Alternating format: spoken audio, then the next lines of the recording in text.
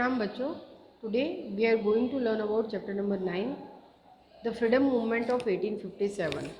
So beta related to the history section, last chapter of our semester, chapter number 9. In this chapter beta we learn about the history of 1857, a particular time period where the most of the North Indian rulers like landlords who revolt against the British government. So we start our lesson beta. Nationalism emerged in India due to not only the arrival of the Europeans but also their behavior and policies. An important event happened in India in the year 1857 CE, which became the first in the factors responsible for consolidating the sentiment of nationalism in our country. But nationalism emerged in India due to not only the arrival of Europeans. Bharat में बेटा ये जो राष्ट्रवाद है सिर्फ European के आने से इमर्ज नहीं हुआ था, उनसे हमको कोई प्रॉब्लम नहीं था बेटा. इंडिया एक ऐसा कंट्री है जहाँ पे थाउजेंड्स ऑफ ईयर्स से डिफरेंट डिफरेंट ट्राइब्स आई और इंडिया ने सभी को एक्सेप्ट किया और उनको सेटलमेंट के लिए प्लेस दी है. बट यहाँ पे जो यूरोपियंस ट्रेडर के रूप में आए थे बेटा, after that they became a ruler, traders के रूप में आए और रूलर्स बन गए, है ना. और उनके जो बिहेवियर और उनकी जो पॉलिसीज़ थी बेटा, एक तरीके से देखा जाए तो कहीं ना कहीं उनकी पॉलिसीज़ इकोनॉमिकल वेलफेयर के लिए थी. तो वो इकोनॉमिकल वेलफेयर वो अपनी ग्रीड, अपनी लालच, अपने प्रॉफिट, अपने बेनिफिट के लिए कर रहे थे. क्लियर. जिससे इंडियन पीपल को कोई बेनिफिट्स नहीं मिल रहा था, उल्टा हमारी कॉटेज इंडस्ट्रीज बराबर हमारे लेबर्स, हमारे ट्रेडर्स इस पर्टिकुलर कंट्री में कंडीशंस में बहुत सफ़र कर रहे थे. और धीरे धीरे कंडीशंस बहुत वीक होती चली गई. हमारा जो अपना एक ट्रेडिंग कल्चर था बेटा वो कोलैप्स डाउन हो गया और उन्होंने यूरोपियन मार्केट्स, मतलब इंडिया एक सिर्फ रॉ मटेरियल सप्लाई करने वाला कंट्री बन के रह गया. फिर हमने फर्स्ट चैप्टर फोर्थ चैप्टर में देखा बेटा हिस्ट्री सेक्शन में कि किस तरीके से annexation policy, subsidiary land system ने हमारे रूलर्स को नेमशेक रूलर्स बना दिया था, सिर्फ नाम के राजा रह गए थे. कंप्लीटली जो कंट्रोल था उन स्टेट्स का तो ब्रिटिशर्स ने स्नैच कर लिया था, एक तरीके से उनसे छीन लिया गया था. तो here we learn about the reasons for the outbreak of the revolt of 1857. The main reason for the revolt of 1857 was the widespread dissatisfaction among the people. What is widespread dissatisfaction? यानी कि उनकी जो plan policies बेटा, उनके जो अपने अलग अलग तरीके के फॉर्म्स होते थे, उससे लोग बहुत असंतोष महसूस कर रहे थे, वो सेटिस्फाइड नहीं थे और इतनी जल्दी वो चेंजेस को एक्सेप्ट भी नहीं कर पा रहे थे. In India due to the suppressive policies of the British adopted to spread their empire in India. Let us review the reason in detail about what led to this dissatisfaction. First one is the social and religious reason. The policy of the social reforms by the company made the people feel insecure. Okay, some kind of British is making a social reforming policy like sati system. They were banned the sati system, child marriages, women infanticides. But this kind of policies made by the company, the Indian people feel insecure. जब company ने बेटे इस तरीके की reforms लेकर आए वो, तो जो ऑर्थोडॉक्स सोसाइटी थी बेटे, एक तरीके से देखा जाए तो कहीं ना कहीं उनको ऐसा लगने लगा कि ये हमारे कल्चर के रूल्स रेगुलेशंस को एक तरीके से तोड़ने की कोशिश कर रहे हैं और क्रिश्चियनिटी को हमारे ऊपर थोपने की कोशिश कर रहे हैं. Okay, they felt that the government was trying to convert them to Christianity and destroy the Indian culture and religion forever. People believe that the Indian social system was deliberately undermined in the railway, jail and military. Okay, they were starting the railway system. They were making their military power very strong. तो ये जो चीज़ें थी तो लोगों को लगने लगा कि वो इंडियन कल्चर को, सोसाइटी को इन पर्टिकुलर चीज़ों के साथ बांध रहे हैं. A larger section of our society was orthodox at that time and thus new changes arose, dissatisfaction in them. As a result, many people joined this freedom movement to sustain their socio-religious structure. Okay बेटा, तो most of the जो हमारे Indian society थी उस समय Orthodox culture था. आप अंदाज़ा लगा सकते बेटा, हम 200 ईयर्स अगो पहले के इंडिया के बारे में सोच रहे हैं, बात कर रहे हैं. तो उस समय बेटा लोग बड़ा उस तरीके की समाज के साथ चलते थे जहाँ पे रूढ़िवादी चीज़ें ज़्यादा चलती थी, ऑर्थोडॉक्स कल्चर था, पिछड़ापन ज़्यादा था। कुछ पर्टिकुलरली हमारे कस्टम्स ऐसे थे जिसको सोसाइटी में बहुत जो रूलर्स होते थे या रॉयल फैमिलीज़ के लोग होते थे, ये उनके पहले ये प्रथाएं उनके घरों से पहले निकली और आम लोगों में आ गई।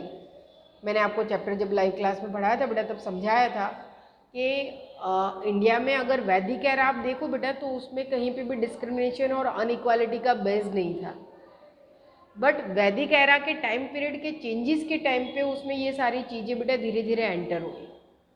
और मेडिवल इंडिया आते आते बेटा उन चीज़ों को बड़े बड़े धर्मगुरुओं ने, संतों ने, महत्वों ने, उसके बाद इस्लामिक कल्चर आ गया, तो इन सारी चीज़ों को उन्होंने अपने तरीके से बड़ा चेंज कर दिया और लोग उसी तरीके से मान के चलने लगे। ये एक बहुत गलत चीज़ हो गई थी।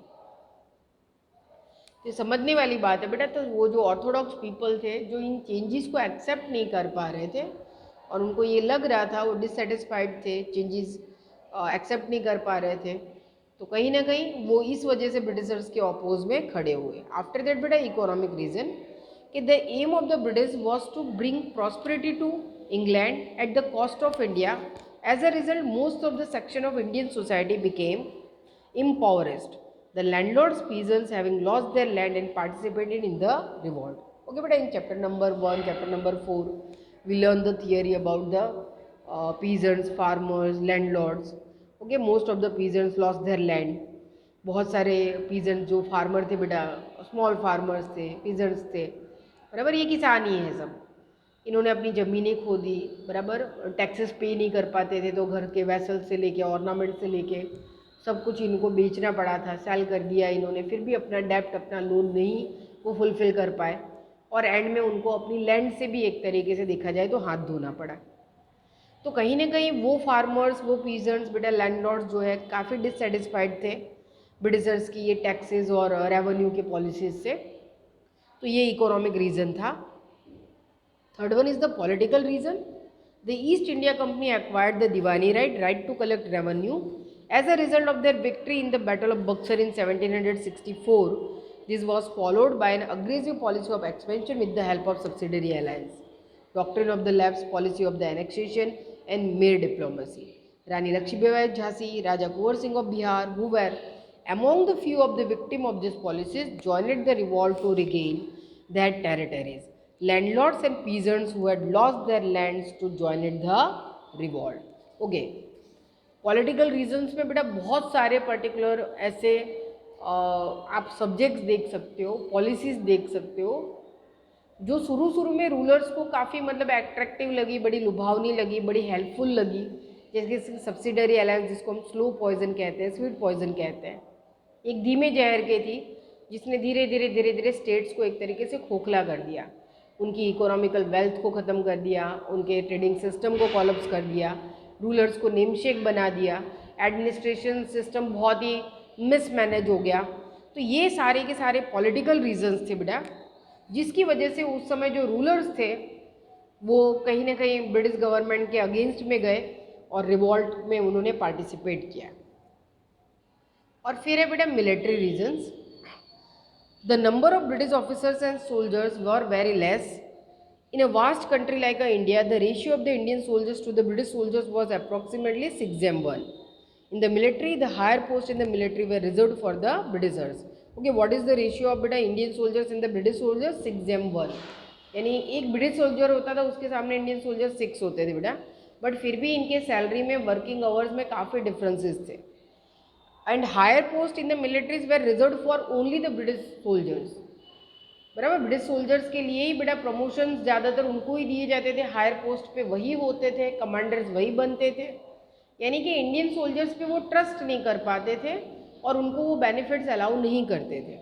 The opportunity of the promotion was very limited for the Indian soldiers. There was a big differences between the salary of the Indian soldiers and British soldiers. और one kind of major reason also बेटा कि British soldiers and Indian soldiers salary जो थी उनके बीच में काफ़ी एक तरीके का देखा जाए तो बहुत बड़ा गैप था बेटा. The Indian foot soldiers received only 7 rupees while the British soldiers received 150 rupees. आप अंदाज़ा लगा सकते हो बेटा, इंडियन सोल्जर्स की सैलरी ओनली 7 रुपीज़ है और ब्रिटिश सोल्जर्स की सैलरी 150 रुपीज़ है per month. The British soldiers considered the Indian soldiers to be low and the insignificant. Okay. और जो ब्रिटिश सोल्जर्स का बिहेवियर होता था अक्सर इंडियन सोल्जर्स की तरफ, वो काफ़ी मतलब देखा जाए तो बेटा उनको बहुत अलग अलग तरीके के बैड वर्ड्स कहते थे और कभी भी उनको बहुत ज़्यादा रिस्पेक्ट नहीं देते थे. As per the religious restrictions, the Indian soldiers were not allowed to cross the sea, or as the Persians would be treated as in the outcast. Despite the custom, the Indian soldiers were compelled to cross the sea in order to fight battles for the British. अब यहाँ पे आप समझ सकते हो बेटा कि despite the customs of the Indian soldiers were compelled to cross the sea in order to fight battles for the British. Thus the like other Indians the soldiers too felt the religion was at a stand. पुराने समय में बेटा हमारे Indian culture में कुछ ऐसी मान्यताएं होती थी कुछ गांव वगैरह में कि भाई जो सोल्जर समुद्र पार करके जो भी इंसान उस तरफ चला जाएगा, एक तरीके से देखा जाए तो उसका धर्म है, उसकी जो नेशनलिटी है वो खंडित हो जाएगी. और वो जब वापस आता था तो गांव के लोग बेटा, समाज के लोग, सोसाइटी के लोग उसके साथ बहुत ही अलग तरीके का बिहेवियर करते थे, उससे अपने रिश्ते ख़त्म कर देते थे. तो जो सोल्जर्स है बेटा उनके ऊपर दबाव बना के ब्रिटिशर्स जानबूझ के उनको अलग अलग म्यांमार है, श्रीलंका है, बराबर इन पर्टिकुलर कंट्रीज़ में भेजा करते थे. और जब वो वापस आते थे तो सोसाइटी में भी उनके साथ इस तरीके का बिहेव होता था. तो सोल्जर्स उस समय बहुत अपसेट हो जाते थे कि उस समय फिर उनके पास कोई रास्ता नहीं बचता था कि करें क्या. And the soldiers being a part of the Indian society shared the same sentiment of grief, suspicion and the anger as other did. और एक तरीके से देखा जाए तो सोल्जर्स भी बेटा हमारे समाज का, हमारी सोसाइटी का एक बहुत बड़ा हिस्सा थे उस समय. वो हमारे समाज से निकल कर आते थे, किसान थे, ब्राह्मण्स थे, बराबर अलग अलग तरीके के लोग थे जो सोल्जर्स बने.